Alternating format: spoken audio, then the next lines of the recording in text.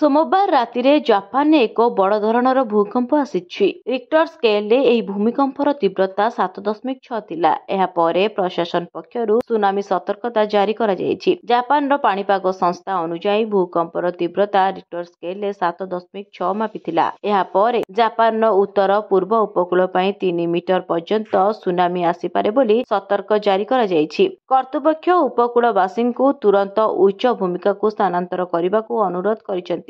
Hokkaido, Aomori एवं इओटे प्रांत पई एही चेतावनी जारी करा जायछि, जोंठारे विपद सर्वाधिक। भूकंपर केन्द्रस्थल समुद्र कूल बोली रिपोर्ट करा जायछि, किंतु भूकंप एते शक्तिशाली थिला जे लोकमाने घरु बाहरକୁ आसी पारिबे। जापान ने बड़ भूकंप सुनामी नै सतर्कता होइछि। 3 मीटर तथा 10 फुट उच्चरे आसीबा परे सुनामीर भूकंप परे तुरंत समुद्र निकटवर्ती अंचल पई जारी होइछि चेतावनी। समुद्र भितरे भूकंपर केन्द्रस्थल होइतिबारु सुनामी भय बढ़िछि। आउरी लोकंकु तुरंत उच्च स्थान को चली जिबाकु निर्देश मध्य होइछि। सुनामी अलर्ट परे जरुरीकालीन सेवा को सक्रिय मध्य करा जायछि। एही परिमाण रे तीव्रता भूमिकंप बड़ बड़ बिल्डिंग ध्वंस पई जाइतिबा मध्य देखिबाकु मिलिछि। माटी तळे थिबा पाइपलाइन फाटी जायछि।